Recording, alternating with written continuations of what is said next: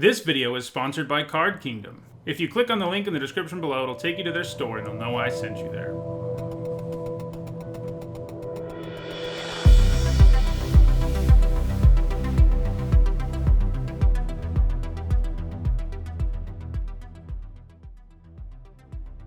Hello everyone, I'm Nitsa Hone, and it is Wednesday, so that means it's time for another MTG Top 10, the series where I rank cards based on their historical performance at Magic's highest level of competition.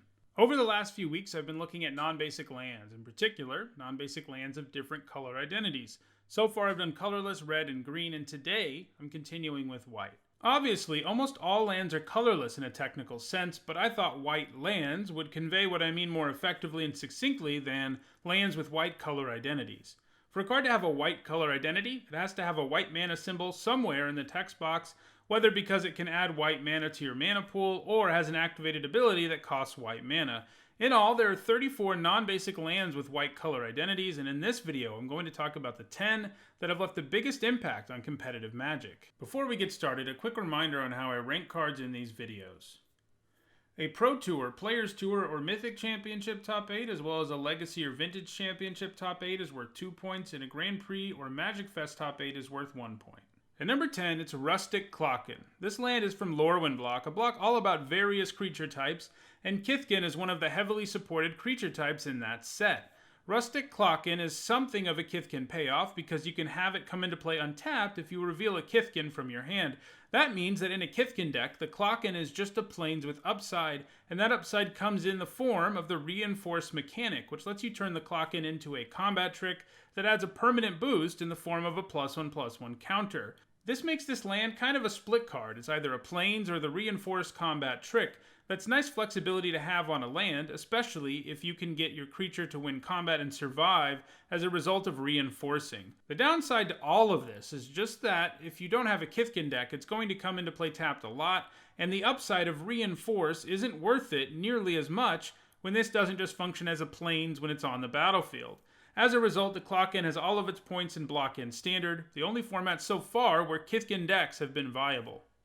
At number 9, it's Secluded Steppe, a cycling land. So far, in all of these land top 10s, we've seen at least one cycling land make the list, and the trend continues here. And I'll say it again because I think it is an important thing to drive home. Cycling lands are really nice because they help you minimize the damage of being mana screwed since you can just cycle them away right away. That upside is enough for cycling lands to see at least some play in most formats.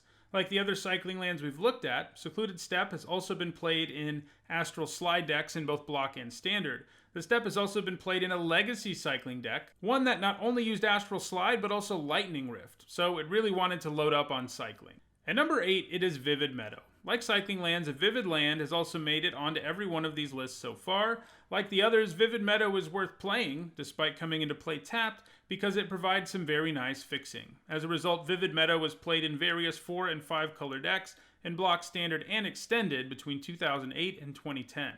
At number 7, it is Kjeldoran Outpost. The Outpost is part of a cycle of non-basic lands from alliances. All of them make you give up a basic land when they come into play, but they also pay you off with fairly powerful effects. So far, the Outpost is the only card from that cycle to make any of these lists.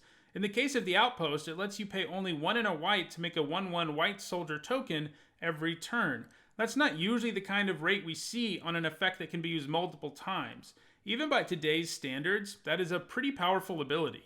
One of the nice things about the Outpost too is that while you have to give up a land, you don't really have to feel the effects of that right away. You can tap the land for mana before you play the Outpost, and then the Outpost comes into play untapped, so the cost here isn't as significant as it initially seems.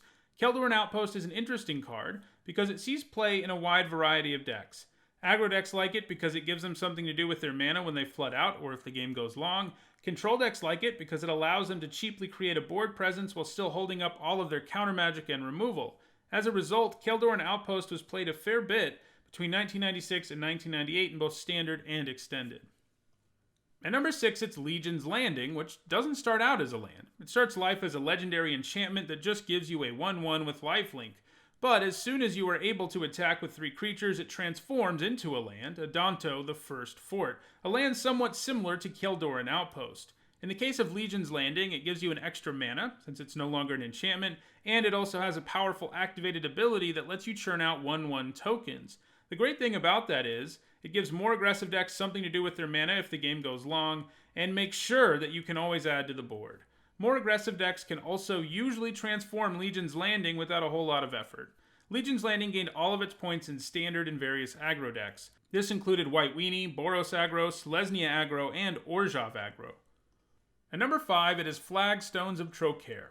Flagstones is basically just a plains with upside, and the upside here may not initially seem that great. If Flagstones of Trocaire goes to the graveyard from the battlefield, you get to search your library for a plains and put it into play tapped. Just seems like it is providing some value against land destruction decks, right?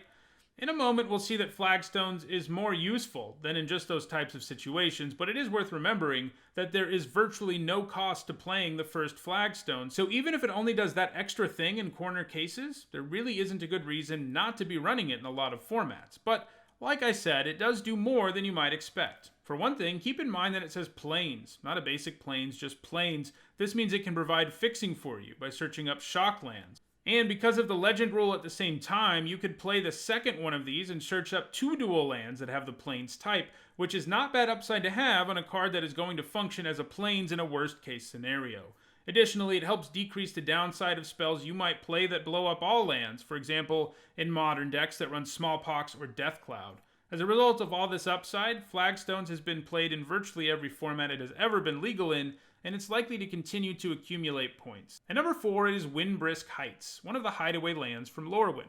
We saw that the red land from this cycle made its list, so it shouldn't be a huge surprise to see more of these, as they're pretty strong. Like all hideaway lands, Heights enters the battlefield tapped, but lets you choose a card from the top 4 of your library and hide it underneath it.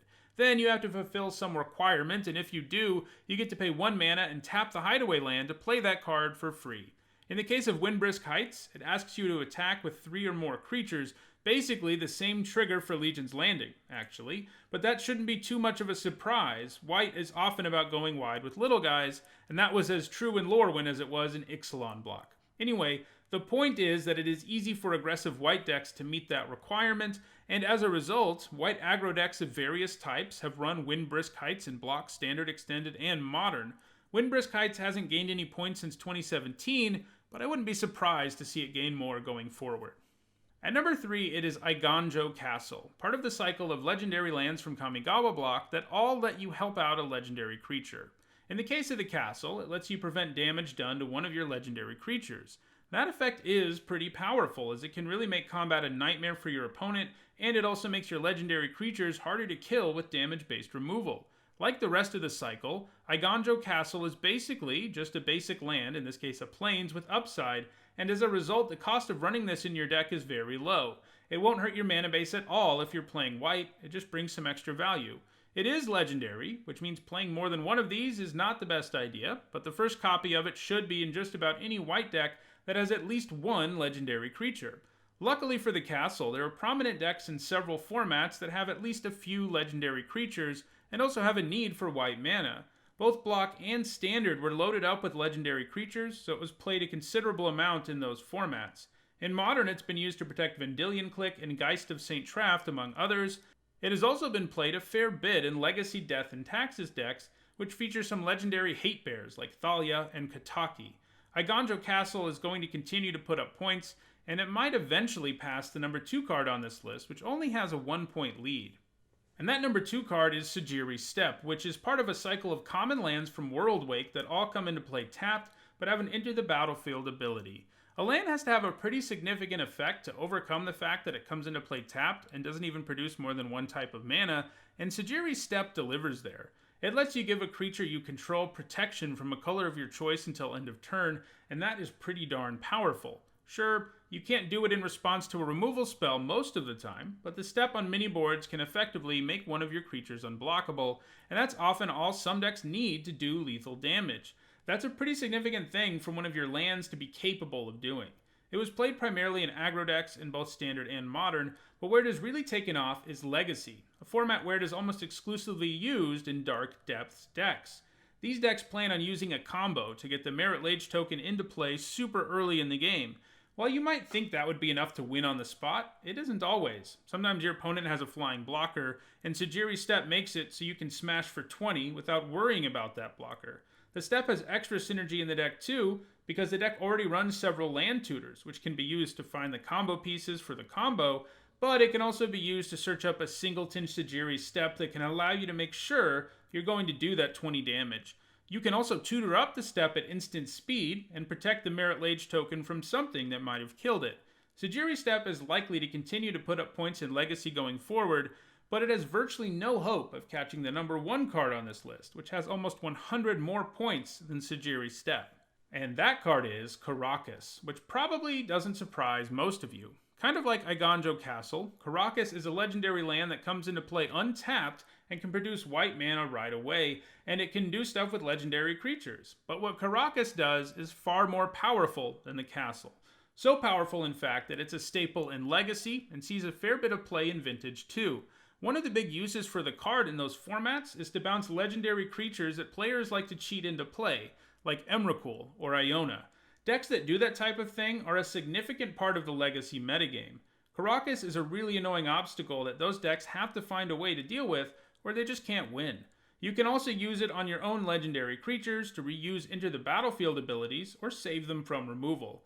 Karakas is likely to remain number 1 on this list forever, unless some really crazy powerful white land is printed, and it's hard to imagine that will ever happen. Well, that does it for this MTG Top 10. If you enjoyed this video, don't forget to like it and share it so that others can enjoy it too. If you want to make sure you catch future MTG Top 10s, don't forget to subscribe.